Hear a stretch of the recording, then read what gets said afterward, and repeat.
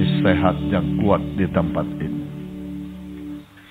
Karena Yesus memanggil, maka kami selalu ada hadirat-Mu Tuhan. Terima kasih malam yang indah ini, kami semua ada di baik rumah di tempat ini untuk memuji menyembah-Mu Tuhan. Terima kasih Tuhan. Kami juga merasakan betapa bahagia malam ini, sukacita karena kami bisa berjumpa dengan Engkau. Pimpin sepanjang persekutuan malam ini.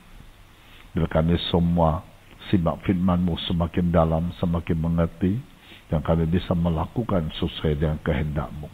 Di dalam nama Tuhan Yesus kami berdoa. Haleluya. Amin. Oke, silakan duduk Bapak Ibu. Hal-halnya saya nggak jadi pulang tanggal 12. Karena saya waktu ada kosong. Saya pikir-pikir, ya berapa bulan ini ada masalah sedikit ya tentang buang air kecil. Kayaknya buang air kecil tidak habis-habis ya. Dia mau simpan-simpan dikit ya. Akhirnya saya lihat YouTube, cara lihatnya. Selalu katakan mungkin kena prostatnya. Wah, macam-macam orang buka YouTube pasti ada-ada. Nggak pernah bilang aman-aman, nggak ada ya. Karena dokter memang punya jalan yang paling baik, kamu baca pasti ada sesuatu. Hanya baca Pak, wah kalau biarkan begitu terus bisa jadi kanker, jadi kanker katanya.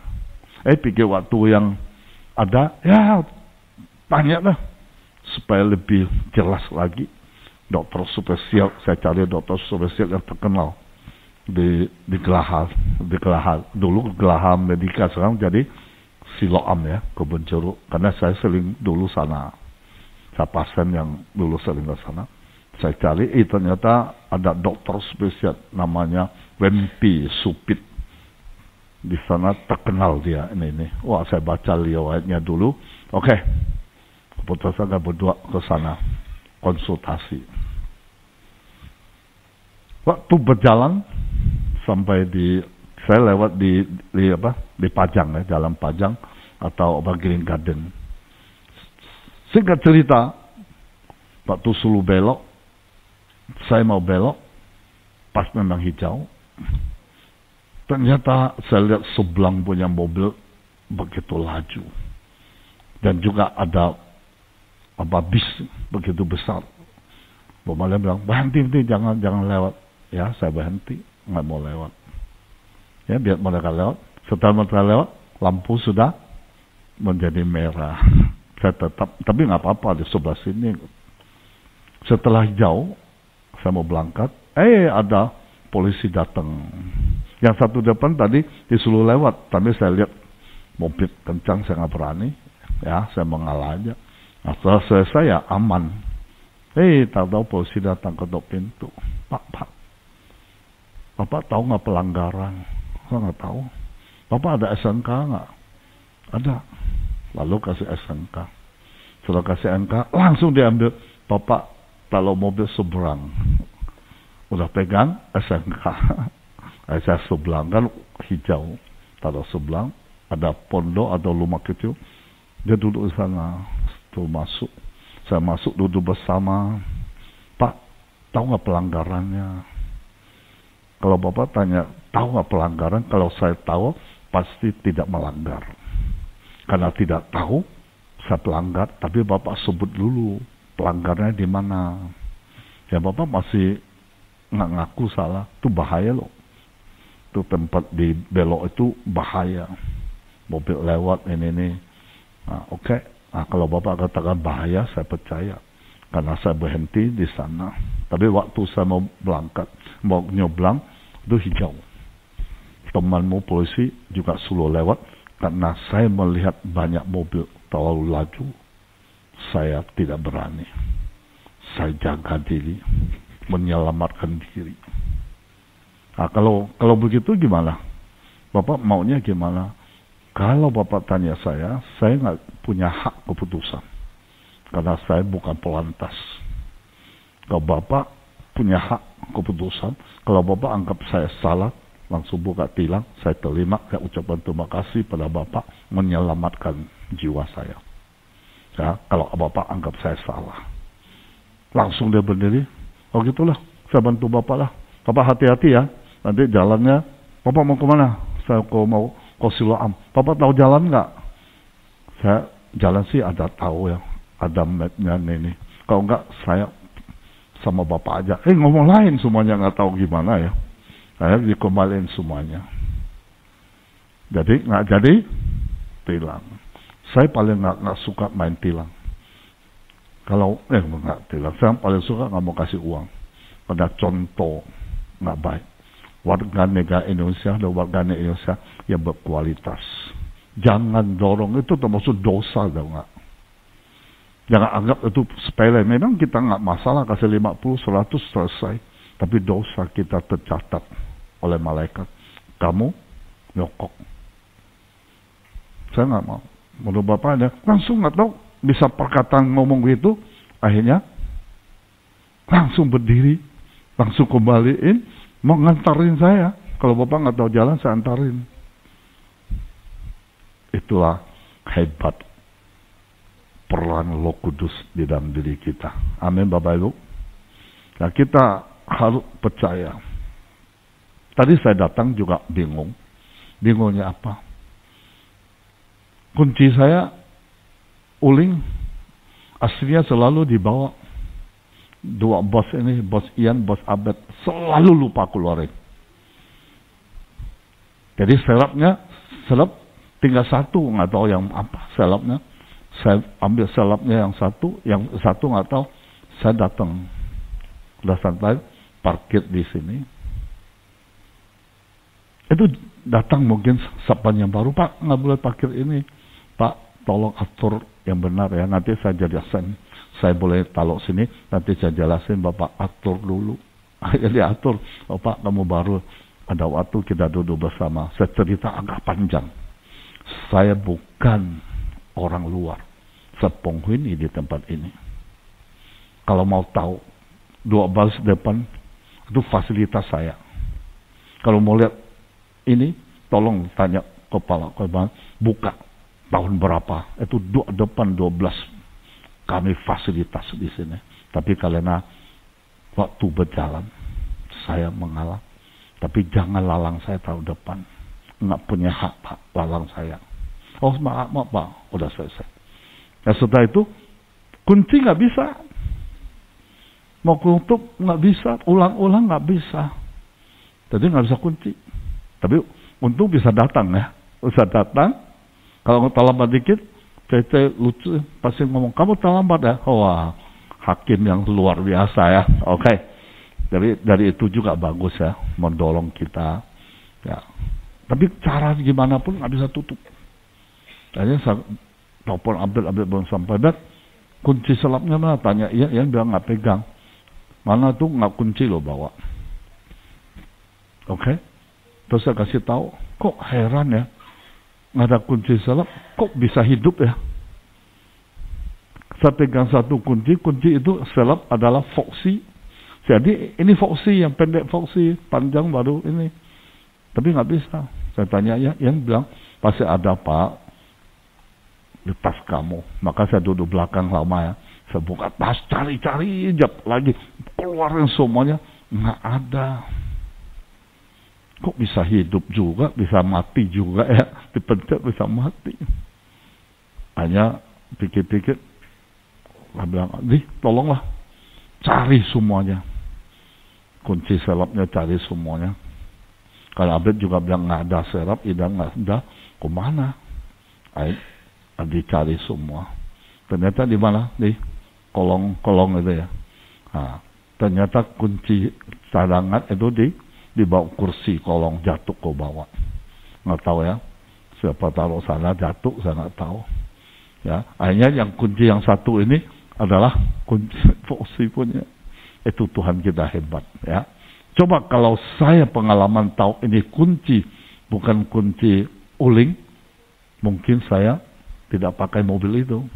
Pasti naik Grab.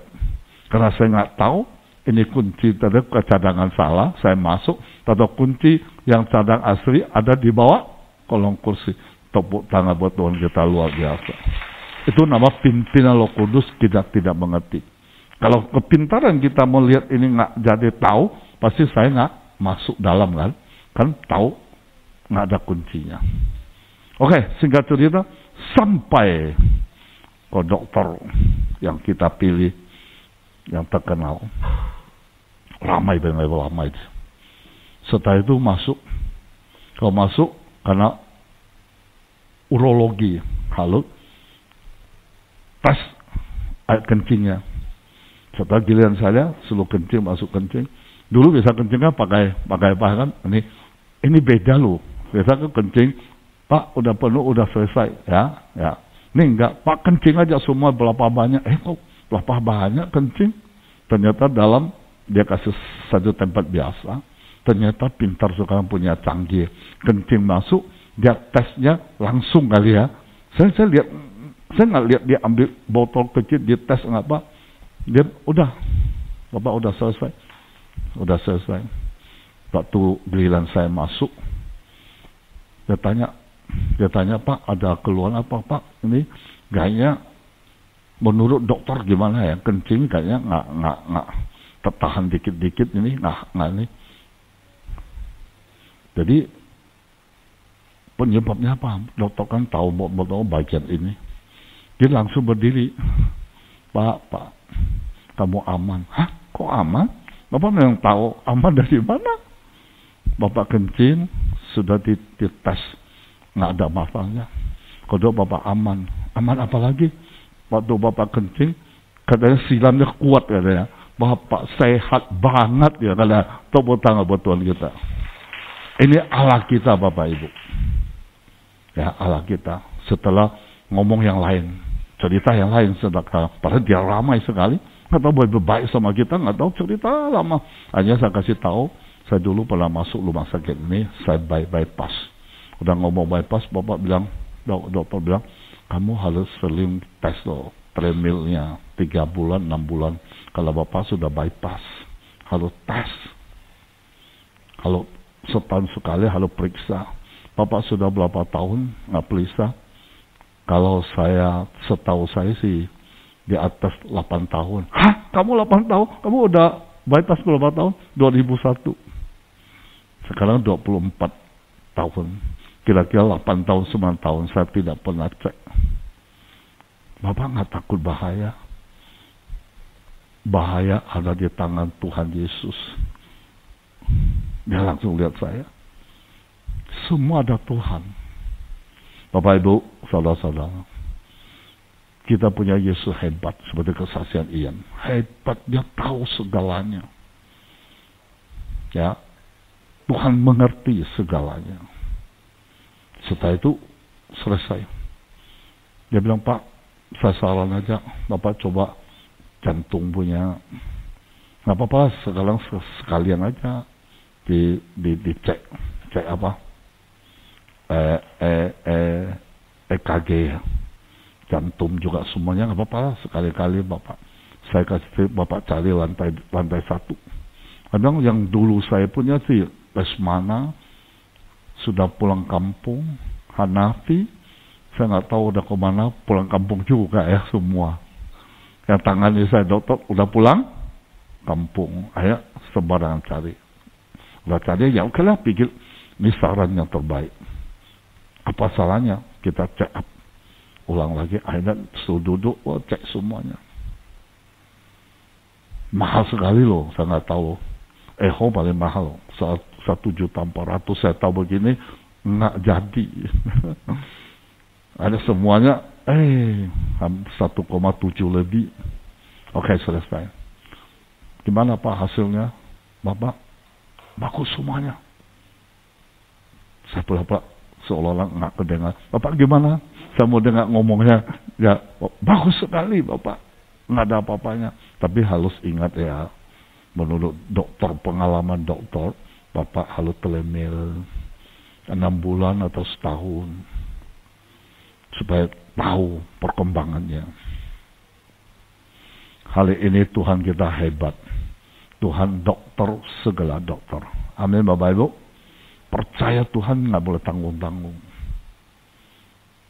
Salah dikit, pikir dokter. Segala dikit, sinse. Segala dikit. Maka Tuhan nggak mau beracara. Tuhan nggak mau turun tangan. Karena dalam harapan kita tidak full pada Tuhan. Ya ternyata lihat nggak ada apa-apanya. Oke. Ini baru mulai Bapak Ibu. Jam 8.15. Dari tema hari ini, keluarga yang dipimpin oleh Roh Kudus. Ini perlu sekali. Keluarga dipimpin Roh Kudus penting sekali. Tapi sebelum saya bahas tentang Roh Kudus, keluarga dipimpin Roh Kudus, saya cerita dari satu topik penting bagi setiap kita anak-anak Allah, sangat memerlukan Roh Kudus. Nah, ini saya cerita dulu supaya kita di sini tentang peranan Roh Kudus itu lebih kita mengerti. Kita sudah lewat pencurahan Roh Kudus, jangan sampai hilang. Jadi penting sekali. Saya ulang lagi, ada satu topik penting bagi setiap kita, sebut anak-anak Tuhan, yaitu dipimpin oleh Roh Kudus. Anak Tuhan harus dipimpin Roh Kudus. Kalau anak Tuhan nggak dipimpin Roh Kudus, berarti kamu bukan anak. Karena Alkitab sudah mengatakan, kalau tidak Roh Kudus, kita tidak mengaku Yesus adalah Tuhan. Amin Bapak Ibu.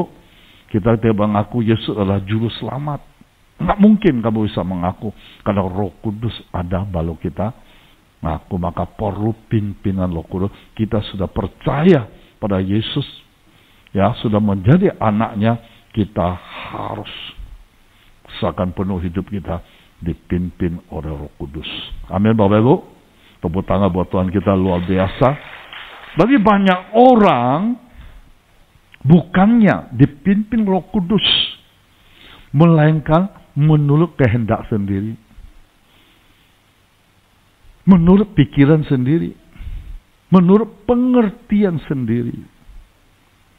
Ini yang bahaya Bapak Ibu. Padahal Alkitab begitu jelas mengatakan para rasul saja masih perlu pimpin oleh Roh Kudus. Rasul, kita bukan rasul loh Bapak Ibu, harus perlu pimpin Roh Kudus. Apalagi ke satu ayat lagi, bukan hanya rasul loh Bapak Ibu, semua orang. Coba lihat Roma 8:14, lihat sudah siapin. Coba baca supaya kita tahu, bukan hanya rasul. 1, 2, 3. Semua orang dipimpin Roh Allah adalah, kalau kita anak Allah pasti dipimpin Roh Kudus, tidak mungkin. Semua orang loh Bapak Ibu, bukan hanya rasul. Jelas orang yang menyebut dirinya anak Bapak Ibu halus dipimpin Roh Kudus. Kalau kita disebut anak Allah, pasti harus dipimpin oleh Roh Kudus. Dalam bahasa Yunani, ya, kalau anak mana anak Allah ya, anak disebut Yunani adalah huios. Huios itu kedewasaan. Kita bukan nepios. Nepios itu adalah bayi. Jadi anak-anak Allah pasti dewasa. Pasti rohaninya bukan bayi. Amin Bapak Ibu. Maka disebut huos. Ya bahasa Yunaninya. Oke Bapak Ibu, kita lihat lagi. Kita harus membiasakan diri dipimpin oleh Roh Kudus atau Roh Allah. Kita akan terus dibawa pada kedewasaan. Bukan tetap dalam keadaan kondisi bayi rohani. Kita harus dewasa. Nah Bapak Ibu, malam ini sebelum saya bahas tentang keluarga di Roh Kudus, saya kasih tahu mengapa penting. Dengan baik-baik, mengapa penting dipimpin oleh Roh Kudus. Saya dapat pelajaran ini ketika saya ikut Bapak Rohani saya. Ada Leonardo Samsudi. Ada bukunya. Saya waktu buka, waktu saya dibimbing cara ginanya, saya senang. Dia memang bahas Alkitab sangat luar biasa. Waktu saya melihat bukunya, mengapa penting dipimpin oleh Roh Kudus. Pertama, Bapak Ibu, kalau Allah kita, seperti tadi katakan, Allah kita ada Allah yang apa tadi? Yang ngomong? Allah apa? Apa? Ya, hanya berapa orang. Karena kesaksian itu penting. Dia ulang 3 kali. Allah kita, Allah yang hidup, halus masuk hati kita. Allah yang hidup. Jadi kalau Allah kita yang hidup, jadi Allah mau terlibat dalam kehidupan manusia. Kalau Allah kita bukan Allah yang mati, maka Allah rindu terlibat memimpin kehidupan manusia. Itu Allah kita, Bapak Ibu. Kalau Allah tidak mau terlibat, Allah tidak akan mau turun ke bumi sebagai manusia dalam wujud Yesus Kristus. Nah, kita bisa lihat Wahyu 3 ayat 20. Itu Allah kita mau terlibat. Maka Ian bilang, kesaksian 3 itu luar biasa. Allah libatkan Allah dalam pelayananmu, dalam pekerjaanmu, dalam rumah tanggamu. Maka kamu akan melihat keajaiban terjadi dalam hidup kita. Wahyu 3 ayat 30. Lihat, aku berdiri di muka pintu dan mengetok. Jikalau ada orang mendengar suaraku dan membukakan pintu, Yesus bilang, aku akan masuk mendapatkannya, dan aku makan bersama dengan dia, dan ia bersama-sama dengan aku. Itu Tuhan. Ayat ini sering kalau saya doa peperangan, kalau saya doa orang dukun, kalau saya doa orang yang tatung itu loyal, yang cap kome itu. Kalau orang sudah punya ilmu kebaktian, saya selalu pakai ini. Kalau dia minta doa, saya bilang, kamu harus buka hati. Yesus berdiri di depan hatimu. Kamu harus mengundang Yesus masuk. Kalau dia bilang, oke, kamu lihat. Pasti terjadi manifest. Ini ayat ini selalu saya pakai untuk peperangan. Kemarin kami besuk juga satu orang. Sudah datang, katanya penyepitan, nggak bisa jalan, minta didoain. Setelah kita naikkan pujian, saya melihat banyak hal Tuhan ungkapkan pada orang tersebut. Setelah selesai nyanyi, saya tanya, dia nggak ngaku sama sekali. Dia bilang enggak. Saya bilang, saya lihat banyak hal. Kamu tidak 100% mengandalkan Tuhan. Kamu ada kompromi. Dia bilang tidak. Saya percaya Tuhan kok. Bapak Ibu, kalau Tuhan ungkapkan, itu pasti nggak pernah salah. Kadang semua kembali keputusan tanganmu. Kamu bilang enggak, ya udah, saya nggak doa. Selesai tugas saya. Tuhan mau pengakuan.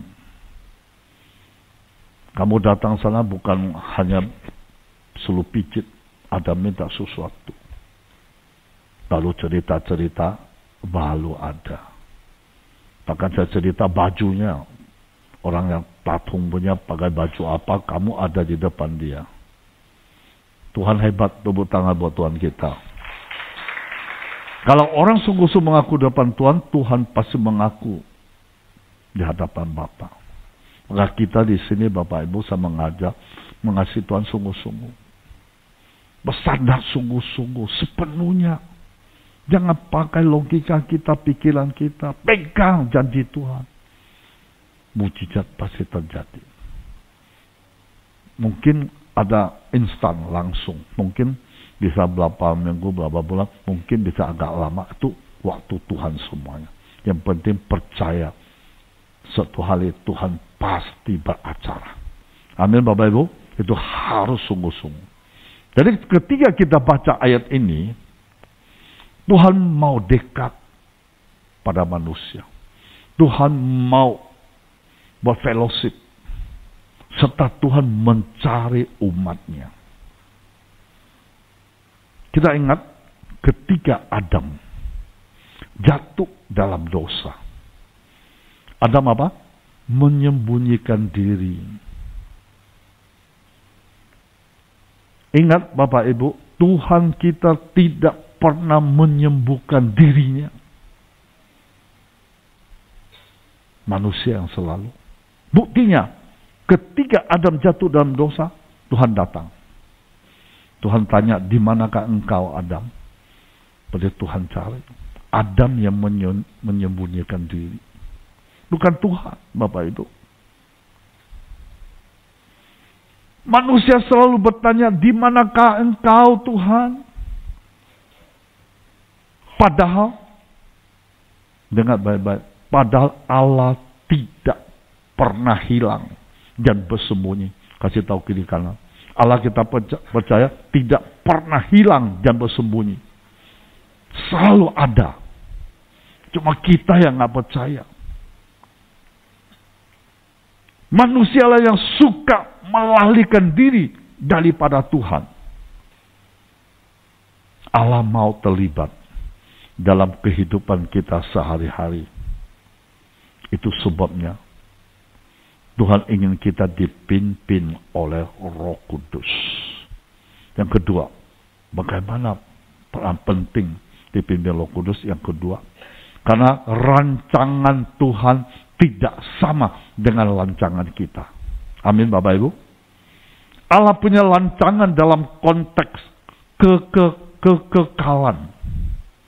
Sedangkan manusia fana hidup sebatas di dunia. Kalau tidak mengerti rancangan Tuhan, maka manusia selalu menjalani rancangan menurut sendiri. Namun Bapak Ibu, untuk menggenapi rancangan Tuhan bagi kita, tidak boleh atau tidak bisa memakai pengertian sendiri. Melainkan harus mesti belajar dipimpin oleh Roh Kudus.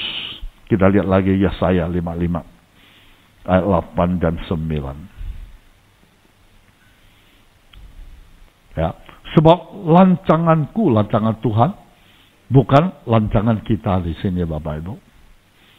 Jalan kita bukan jalan Tuhan. Maka jangan kita nggak bisa sama. Demikian firman Tuhan.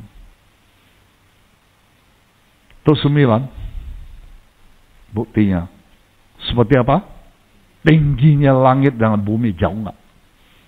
Rancangan Tuhan itu tinggi di langit, kita di bumi jauh. Nggak sama Bapak Ibu. Demikian tingginya jalan Tuhan dari jalan kita. Rancangan Tuhan dari rancanganmu. Beda jauh Bapak Ibu.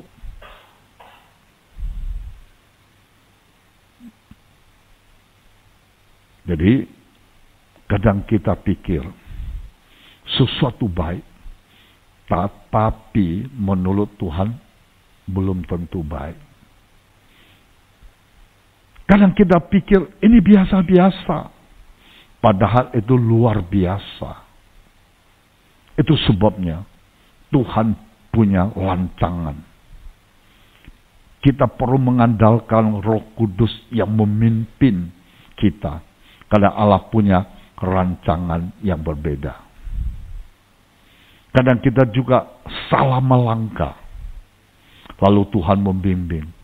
Tuhan memberitahu melalui berbagai cara supaya kita terus mengarah pada rancangannya. Karena Tuhan baik, Bapak Ibu. Tuhan tidak mau kita gagal. Kasih tahu kiri kanan. Tuhan tidak mau kita gagal. Dia sangat baik kepada kita. Ketiga, mengapa begitu penting dipimpin oleh Roh Kudus? Karena Tuhan tahu jalan yang harus kita lalui untuk berhasil. Saya ulang lagi. Karena Tuhan tahu jalan yang harus kita lalui untuk berhasil.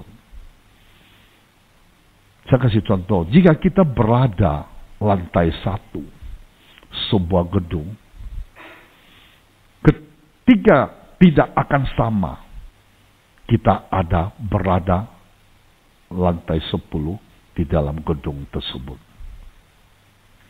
Kalau kita lantai 1, lantai 10 melihat keadaan lalu lintas di bawah, lantai 1 hanya punya cara melihat terbatas. Lantai 1 melihat terbatas. Tetapi saat di lantai 10, pandangan kita pasti lebih luas. Amin nggak Bapak Ibu? Ya, baca pepatah Cina juga ya. Ya, Cho gak ki ya. Cho tak kalau ancian, ki tak kalau jan. Itu tinggi pasti lihat jauh. Nah, ini mendadak kita harus semakin hari semakin tinggi Bapak Ibu. Rohani kita semakin tinggi, pandang kita semakin luas. Kita lihat Keluaran 13 ayat 17 sampai 18. Setelah Firaun, kadang-kadang kita harus belajar firman Tuhan. Kadang-kadang Tuhan jawab kita cepat, kadang-kadang Tuhan suruh jalan jauh, padahal ada jalan pintas, ada jalan dekat. Kita memahami rancangan Tuhan Bapak Ibu. Jadi kita jangan selalu memasak kehendak Tuhan. Lihat, setelah Firaun membiarkan bangsa itu pergi. Firaun itu siapa Bapak Ibu? Ya, raja orang Mesir ya. Allah tidak menuntun mereka melalui jalan ke negeri orang Filistin. Walaupun jalan ini paling dekat, kalau lewat daerah Filistin, dekat sekali. Ya, sebentar sampai. Sebab firman Allah, jangan-jangan bangsa itu menyesal. Karena Tuhan terlalu cepat memberkati kita, terlalu jawab doa kita. Kita bukan selalu mengasihi Tuhan lebih dalam. Iman kita bukan semakin kuat. Maka Tuhan tahu hati kita seperti bangsa Israel. Ya, jangan-jangan bangsa itu menyesal apabila mereka menghadapi peperangan sehingga mereka kembali ke Mesir. Ya, kalau dia jalan yang dekat mengalami peperangan, dia takut lari dia kembali ke Mesir. Visi Tuhan gagal. Tuhan tahu semuanya Bapak Ibu. Tetapi Allah menuntun bangsa itu berputar melalui jalan di padang gurun menuju ke laut terbelau. Karena Tuhan izinkan masalah kita. Seolah tidak ada jalan keluar. Mereka menghadapi laut. Tapi bagi Tuhan, laut pun dijadikan jalan raya. Itu kehebatan Tuhan kita. Tepuk tangan Tuhan kita hebat. Nah, laut terbelau dengan siap sedia berperang. Berjalan orang Israel dari tanah kita. Kalau Tuhan yang izinkan perang, pasti perang. Kita nggak bisa memakai pikiran kita, cara pandang. Tuhan bilang harus perang. Tuhan bilang harus lalui dengan ini, lalui. Tuhan bilang kamu sakit. Tuhan bilang apapun. Itu semua dari Tuhan. Kita tidak bisa mengelak dan menolak. Amin Bapak Ibu. Harus sungguh-sungguh di dalam Tuhan. Nah, kita lihat setelah Firaun membiarkan orang Israel keluar dari Mesir, Allah tidak menuntun loh. Mereka melalui jalan negeri orang Filistin. Walaupun itu paling dekat, Tuhan nggak suruh lewat sana. Kadang-kadang ada orang bertanya, apakah Tuhan tahu jalan terpendek, jalan pintas, atau paling dekat? Tuhan pasti tahu semua. Tapi Tuhan nggak mau. Itu rancangan Tuhan, rencana Tuhan pasti indah pada waktunya. Kita percaya mulai hari ini apapun yang terjadi, masalah apapun, Jangan kecewa pada Tuhan. Jangan bersungut. Semua ada jalan di tangan Tuhan. Amin Bapak Ibu. Seperti ini Tuhan izinkan. Tuhan tahu semua. Manusia seringkali ingin serba cepat. Tetapi Tuhan tahu jalan terbaik. Ingat, Tuhan tahu jalan yang terbaik. Tuhan lebih tahu perjalanan kita dalam mengikuti Dia sampai keberhasilan. Jadi jangan berjalan sendiri. Tuhan tahu apa yang di depan kita. Tuhan adalah Alfa dan Omega, awal dan akhir. Kita tidak akan tahu 5 tahun dari sekarang apa yang harus kita perlukan. Kita nggak tahu 5 tahun apa yang kita perlukan. 5 tahun bahkan 10 tahun atau bertahun-tahun. Dari sekarang Tuhan sudah tahu. Tuhan sudah tahu apa yang kita perlu. Itu sebabnya Tuhan mau kita dipimpin Roh Kudus. Sangat-sangat penting. Tuhan tahu. Kita nggak tahu. Berarti kita harus dipimpin oleh Roh Kudus, Bapak Ibu. Jangan bilang 5 tahun lah. Satu jam aja. Apa yang terjadi di luar kita nggak tahu. Maka kita butuh Roh Kudus bersama kita. Amin Bapak Ibu. Dipimpin Roh Kudus itu sesungguhnya sederhana Bapak Ibu. Tidak ribet. Ibarat seorang anak mau dipimpin ayah maupun ibunya sebagai sebuah kegiatan yang alamiah. Kita juga tidak bisa dipimpin Roh Kudus kalau tidak punya waktu. Kalau kita mau Tuhan pimpin, ya kita mau pimpin Roh Kudus, harus punya waktu Bapak Ibu. Saya kasih tahu, kamu tidak punya waktu, tidak mungkin Tuhan mau. Karena Tuhan tidak memaksa kehendak. Di sini katakan, jika atau kita tidak bisa dipimpin Roh Kudus, tidak bisa dipimpin Roh Kudus kalau tidak punya waktu.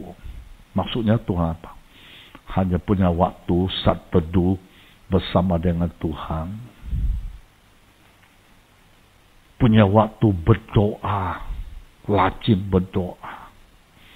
Punya waktu bisa membaca Alkitab, jangan jarang membaca Alkitab. Kalau kamu jarang berdoa, jarang baca Alkitab, dan tidak punya waktu saat teduh, jangan mengharapkan Tuhan mau memimpin engkau. Dan hasilnya kita susah menerima nasihat pemimpin rohani kita. Nah, Bapak Ibu, saudara-saudari dalam Tuhan Yesus, bagaimana cara untuk bisa dipimpin Roh Kudus? Ini tolong dicatat ya. Bagaimana cara untuk bisa dipimpin Roh Kudus? Pertama, membangun gaya hidup berdoa, menyembah, merenungkan firman. Ini 3 ini pasti harus. Supaya kamu pimpin Roh Kudus, pasti Tuhan lihat kamu berdoa enggak? Tuhan melihat kamu menyembah, memuji Dia enggak? Tuhan melihat baca Alkitab enggak? Kalau Tuhan melihat kita enggak membaca Alkitab, jadi pesan Tuhan kamu tidak mengerti. Kita baca Alkitab kan Tuhan yang bicara. Maka kita tahu. Seperti suatu hari, tengah malam saya bangun. Nggak bisa tidur. Selalu pikiran ya, sedikit tentang Hans. Saya tanya Tuhan. Oh bukan, sorry. Saya dalam mimpi. 2 hari yang lalu, saya dalam mimpi. Suara jelas. Tuhan suruh saya baca Matius 24 ayat 22. Coba tuh tayang ini mimpi punya. Bukan Amsal, bukan khotbah, ini mimpi. Baru ingat, takut lupa. Suara jelas, suara merdu. Suruh saya bangun, baca Matius 24 ayat 22. Saya langsung, karena Alkitab saya besar selalu di samping saya, kamar tidur saya. Kita baca bersama-sama. Dan sekiranya waktunya tidak dipersingkat, maka dari segala yang hidup tidak akan ada yang selamat. Akan tetapi oleh karena orang-orang pilihan, waktu itu akan apa? Apa? Seperti Tuhan menghibur saya. Han dipilih Tuhan. Maka Tuhan persingkat. Wah Tuhan, saya berlutut. Terima kasih Tuhan. Penghiburannya luar biasa. Ya, ini sudah jelas. Kita nggak tahu nanti selanjutnya Han kerja apa, kita kan nggak tahu, Tuhan yang tahu. Maka ayat ini Tuhan memberitahu saya. Ya, orang-orang pilihan waktu akan kenapa? Dipersingkat. Oke Bapak Ibu, saya kembali lagi. Jadi bagaimana cara untuk bisa dipimpin Roh Kudus, membangun gaya hidup berdoa, menyembah, merenungkan firman Tuhan. Gaya hidup artinya sesuatu yang terbiasa. Orang biasa hidup boros, maka gaya hidupnya pasti apa? Boros. Sebaliknya orang yang bergaya hidup sederhana pasti hidup sederhana. Itu semua tergantung kita Bapak Ibu. Karena itu supaya bisa dipimpin Roh Kudus, biasakan diri berdoa tiap hari, menyembah Tuhan tiap hari, merenungkan, bukan cuma membaca firman. Kita baca, nggak ada apa-apanya. Oh, saya baca firman ada, harus merenungkan. Saya setiap kali saya baca sambil merenungkan. Oh Tuhan hebat ya. Oh Tuhan begini ya, oh Tuhan begini ya, oh Tuhan ini, oh. Sambil baca sambil merenungkan firman Tuhan. Maka Tuhan bilang, aku Allah segala bangsa. Aku mengatasi segala bintang. Hebat Tuhan kita. Kita harus hafal dikit tentang itu. Karena Allah kita hebat. Jangan hanya baca-baca, udah lewat, harus merenungkan. Nah itu baru bisa dipenuhi oleh Roh Kudus. Harus dipimpin oleh Roh Kudus. Kalau nggak baca Alkitab, nggak memuji Tuhan, berdoa, jangan harap Tuhan mau penuhi engkau. Tidak mungkin. Kedua, supaya membangun hubungan dengan orang dewasa rohani dan pemimpin rohani. Tuhan bukan hanya membimbing melalui doa atau menyembah. Tetapi ketika kita bergaul dengan pemimpin dan orang yang lebih dewasa rohani, maka saat ada nasihat, kemungkinan itu Roh Kudus berbicara melalui mereka bagi kita. Kalau sadar, sangat penting, jangan anggap enteng. Ya seperti Samuel itu. Yang bergaul sama Samuel, pasti pesan-pesan Tuhan sampaikan. Elia, Elisa, itu pasti Bapak Ibu. Kita lihat 1 Yohanes pasal 1 ayat 1 dan 3. 1 Yohanes pasal 1 ayat 1 dan 3. Apa yang telah ada sejak semula, yang telah kami dengar, yang telah kami lihat dengan mata kami, yang telah kami saksikan, yang telah kami raba dengan tangan kami tentang firman hidup, itulah yang kami tuliskan kepadamu. Hidup itu telah dinyatakan. Kami telah melihatnya. Sekarang kami bersaksi. Memberitakan kepada kamu tentang hidup kekal. Yang ada bersama-sama dengan Bapa yang telah dinyatakan kepada kami. Bapak Ibu, saudara dalam Tuhan Yesus. Ketika kita membangun persekutuan atau fellowship dengan pemimpin rohani yang berjalan dalam Tuhan, serta betul-betul hidup takut akan Tuhan, maka ketika pemimpin rohani berbicara, dengarkan baik-baik, karena kemungkinan besar dia menyampaikan pesan Tuhan.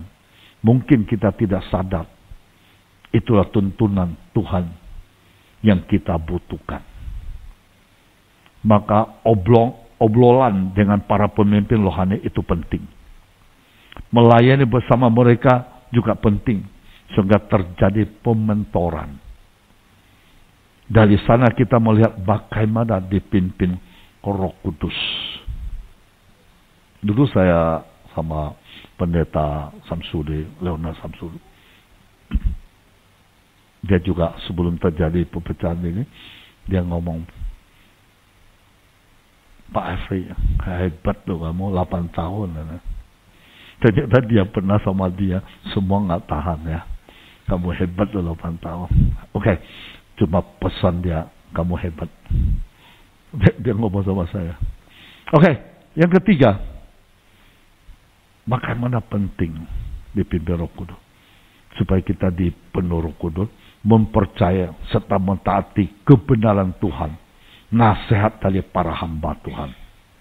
Bagaimana mungkin bisa dipimpin Roh Kudus kalau kita sendiri tidak percaya dan tidak taat firman? Kalau kamu nggak percaya nggak taat firman, nggak mungkin. Karena itu sebelum belajar dipimpin Roh Kudus secara langsung, belajar taat pada firman yang kita baca, yang kita renungkan. Kita lihat Yosua aja. Yosua dipimpin juga langsung loh. Tuhan kasih firman ini, Yosua. Ayat 1 coba 7-8. Langsung pesan itu. Kalau enggak, Yosua juga merasa takut. Karena bangsa Israel galak-galak. Berani ya melakukan sesuatu. Dia bilang, hanya kuatkan, teguhkanlah hatimu dengan sungguh-sungguh. Bertindaklah hati-hati sesuai dengan seluruh hukum yang telah diperintahkan kepadamu oleh hambaku Musa. Harus dengar pemimpinnya. Janganlah menyimpang ke kanan atau ke kiri, supaya engkau apa? Beruntung kemanapun engkau pergi. Diperintah langsung Tuhan kepada Yosua. Pemimpin luar kita perlu kita hargai. 8. Baca sama-sama. 1, 2, 3. Jangan engkau lupa memperkatakan kitab Taurat ini. Tetapi renungkanlah itu siang dan malam. Supaya engkau bertindak hati-hati sesuai dengan segala tertulis di dalamnya. Sebab dengan demikian perjalananmu akan berhasil dan engkau akan beruntung. Selain percaya dan taat kebenaran firman, belajarlah mendengar serta menerima nasihat para hamba Tuhan. Seperti yang dilakukan seorang perempuan Sunem terhadap Nabi Nabi Elisa. Mungkin kita merasa tidak enak. Mungkin kadang membuat kita takut. Tetapi percaya, ujungnya pasti penuh kemenangan. Kita lihat lagi 2 Raja-Raja 8 ayat 1 dan 2. Ini cerita Elisa dengan perempuan Sunem. Kalau dia nggak mau dengar, untung dia mendengar. Pada saat Elisa berbicara sama perempuan Sunem itu, jangan engkau lupa, belum. 2 Raja-Raja 8 ayat 1 dan 2. Ya. Elisa telah berbicara kepada perempuan yang anaknya dihidupkannya kembali karena anaknya mati, telah dihidupkan kembali. Kata Elisa, berkemaslah, pergilah bersama dengan keluargamu, tinggallah di mana saja engkau dapat menetap sebagai pendatang. Sebab Tuhan telah mendatangkan kelaparan yang pasti menimpa negeri ini. Berapa tahun? Padahal itu belum terjadi loh. Mau dengar nggak dengar? Ya, negeri itu 7 tahun. Terus yang kedua, perempuan Sunem ini langsung sama suami keluarganya, lalu berkemaslah perempuan itu, dan dilakukannya seperti perkataan siapa? Abdi Allah itu Nabi. Ia pergi bersama-sama dengan keluarganya, lalu tinggal menetap sebagai pendatang di negeri orang Filistin 7 tahun lamanya. Itu benar-benar terjadi kelaparan. Kalau nggak dengar ya mungkin mati, nggak ada makanan. Jadi kadang-kadang pesan itu harus dengar. Ya. Bapak Ibu, saudara-saudara dalam Tuhan Yesus Kristus. Yang keempat, harus menjaga hati serta pikiran agar tetap sesuai dengan selaras firman. Menjaga hati dan pikiran tetap sesuai dan selaras firman Tuhan. Jadi kamu nggak baca firman Tuhan, mana kamu bisa selaras dengan firman Tuhan? Kamu nggak tahu firman Tuhan mana? Maka harus baca Alkitab.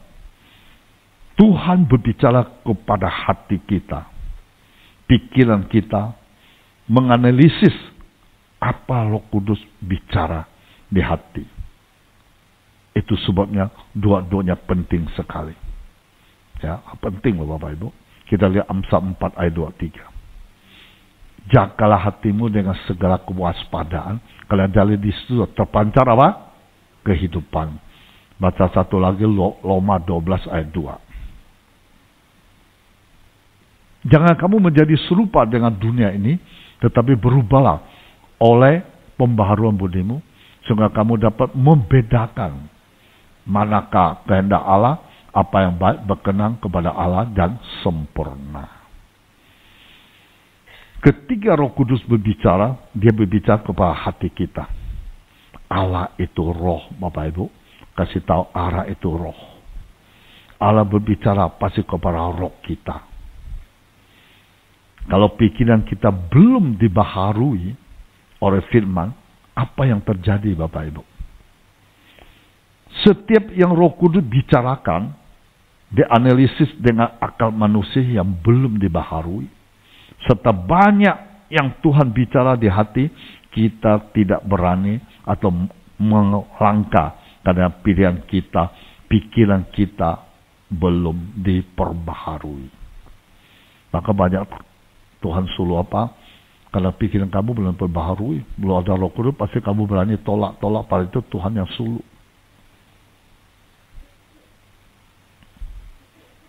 Maka hati pikiran harus dijaga. Saat pikiran terus selaras dengan firman, maka pikiran akan selaras dengan Tuhan. Ketika Roh Kudus berbicara dalam roh dan hati, pikiran kita membuka jalan serta menyetujui yang Roh Kudus nyatakan. Kalau tidak Bapak Ibu, pikiran kita tidak akan setuju, bahkan mengebrok. Karena itu jaga hati. Izinkan pikiran selalu diselalaskan firman. Dengan khotbah sungguh-sungguh supaya pikiran kita diluluskan oleh firman, kita menjadi orang muda dipimpin oleh Roh Kudus. Kira Roh Kudus memimpin langkah demi langkah kita menapaki sepanjang tahun 2025. Oke Bapak Ibu, sekarang saya masuk topik ini supaya kalian sudah jelas. Pada waktu agak lama dikit, saya mau supaya pelanan Roh Kudus tadi sudah saya ceritakan. Ada ibarat contoh-contoh supaya paham Roh Kudus itu. Nah, topik hari ini cuma Roh Kudus ya. Keluarga dalam pimpin Roh Kudus. Nah, saya kasih perannya aja, peran Roh Kudus dalam keluarga. Peran Roh Kudus dalam keluarga pertama menjadikan keluarga tersebut sebagai saksi Kristus, menjawab kebutuhan orang lain. Kalau kita mau jujur saat ini banyak keluarga non-Kristen memiliki cara hidup yang baik, bahkan dapat dikatakan baik sekali. Mereka suka menolong orang lain, tidak segan-segan berbagi dalam hal materi. Orang luar tuh banyak loh. Loyal, ramah tamah, belas kasihan tinggi. Namun, apa yang mereka lakukan sebenarnya hanya sesuatu yang baik, tidak membebaskan orang secara menyeluruh. Sebab pertolongan tersebut hanya bersifat sementara. Mereka selalu pada agama lain kan, selalu sosial ini itu bersifat sementara. Minta ulang-ulang lagi pasti ditolak. Nah, dalam keadaan ini dibutuhkan ada kuasa untuk membebaskan secara utuh. Nah, kalau kita lihat Kisah Para Rasul 3 ya, nah, ayat 1-8. Nanti ini baca di rumah aja ya, 1-8. Itu pasal itu tentang Petrus yang menyembuhkan ya. Nah, saya ambil ringkasnya aja. Kalau Kisah Para Rasul pasal 3 ayat 1 sampai 8 menunjukkan bahwa Petrus bahwa Petrus tidak membebaskan orang lumpuh tersebut hanya sementara, yakni memberi emas dan perak, tetapi dia membebaskan secara utuh, menyembuhkan dari lumpuh. Sesuatu yang sangat dibutuhkan ketimbang emas dan perak.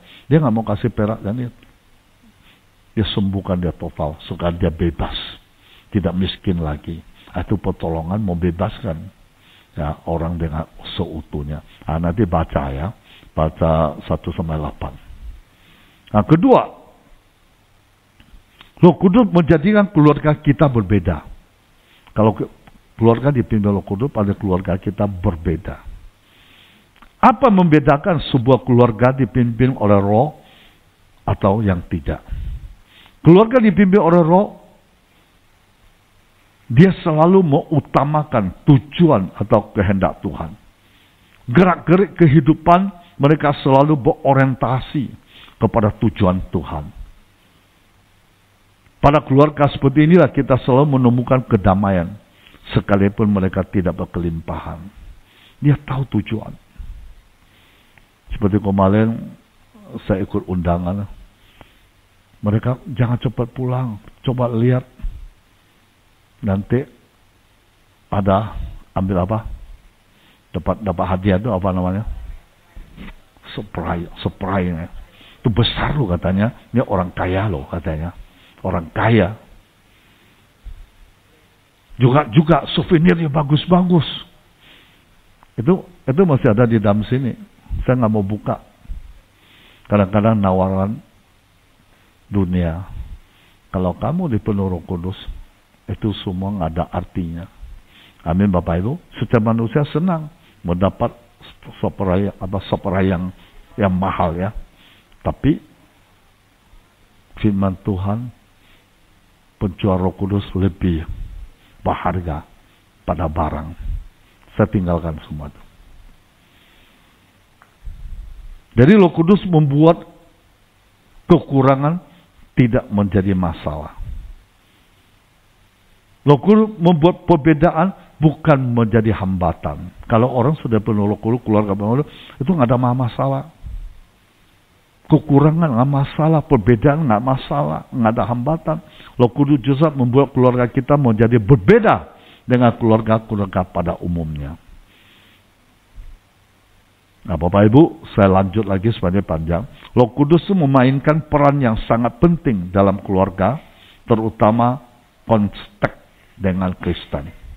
Ia membantu keluarga menjadi lebih kuat, lebih bersatu, dan lebih beriman. Jadi Roh Kudus memimpin keluarga dalam pengambilan keputusan, memberikan kekuatan dan kesulitan, menumbuhkan kasih sayang serta pengampunan. Jadi peran penting Roh Kudus dalam keluarga, pertama, Tuhan selalu bersama dengan kita, menuntun dalam pengambilan keputusan. Roh Kudus memberikan hikmat kebijaksanaan dalam keluarga, membuat keputusan bijaksana sesuai dengan kehendak Tuhan. Kemarin hampir ambil keputusan yang salah. Maka mengucap syukur pada Roh Kudus ada bersama. Saya cerita singkat lagi tentang yayasan tersebut. Memang yayasan itu kuat dan juga mau membantu yayasan kita. Cuma caranya beda, hampir terpengaruh. Kalau secara manusia kan dia mau bantu semuanya, udah selesai, nggak pusing lagi, bisa tidur, bisa main cantik, bisa main apa, kan sudah tanggung dia semua. Honor guru ditanggung, SPP ditanggung, biaya semua ditanggung. Tapi ujung-ujungnya itu ada ibarat seperti take over. Lalu dia minta yayasan saya, dia baca, boleh nggak yayasan diganti yayasan dia? Boleh nggak pengurus semua diganti pengurus dia?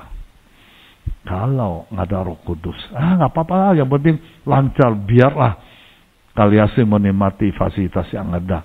Ikut saya nggak maju-maju, nggak punya fasilitas lebih. Mungkin dia bilang saya bisa bangun SMP, SMA. Wah, kan banyak kan fasilitas. Bapak Ibu mengambil keputusan harus sesuai kehendak Tuhan. 3 hari itu nggak ada damai. Terakhir saya tanya Tuhan lah, Tuhan yang jawab. Visi misi saya telokkan ada di dalam dirimu. Kalau dia melanjutkan, kamu sudah tidak jadi pengurus di sana, jadi apa? Visi misi bisa lain.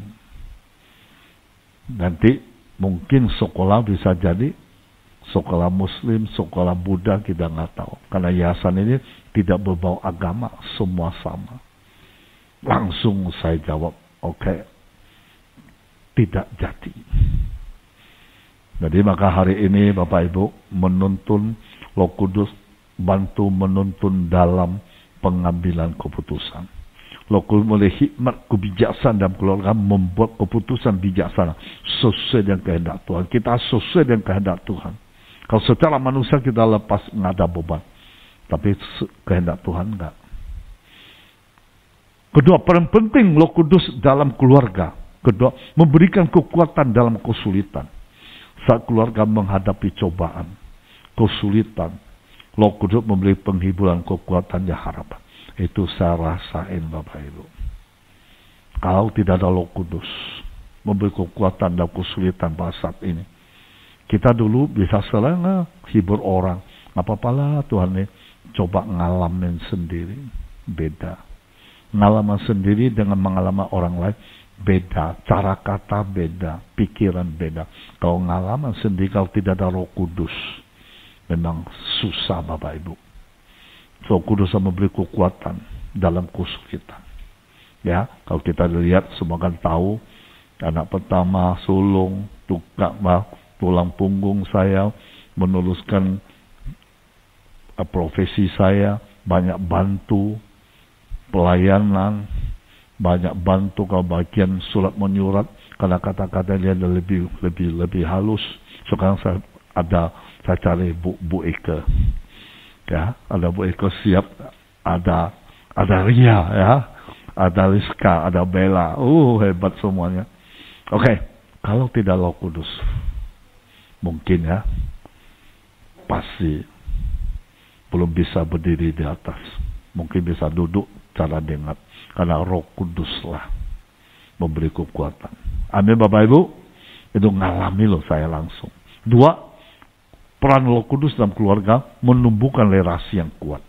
Roh Kudus membantu keluarga itu memiliki relasi yang kuat, harmonis di antara anggota-anggota keluarga. Kedua, peran Roh Kudus dalam keluarga bisa mengampuni, bisa mengasihi. Roh Kudus menumbuhkan sikap pengampunan, kasih sayang dalam hati anggota keluarga, sehingga mereka lebih mudah saling memahami, mengasihi. Walaupun dilukai, walaupun dihina, divonis yang luar biasa, tapi ada hati mengampuni, yang mengasihi, karena ada Roh Kudus di dalam hati kita. Dan juga keluarga dipimpin Roh Kudus pasti menghasilkan kesaksian Kristus. Roh Kudus memampukan keluarga untuk menjadi saksi Kristus dalam kehidupan sehari-hari. Memberikan contoh hidup saleh, penuh kasih. Dan juga keluarga dipimpin Roh Kudus pasti menyatu dalam iman. Roh Kudus menyatu keluarga, anggota keluarga dalam iman kepada Tuhan Yesus, memperkuat kesetiaan pada firman Tuhan. Roh Kudus juga memberikan penghiburan. Roh Kudus menghibur keluarga dalam setiap keadaan, terutama saat mereka mengalami kesedihan atau penderitaan.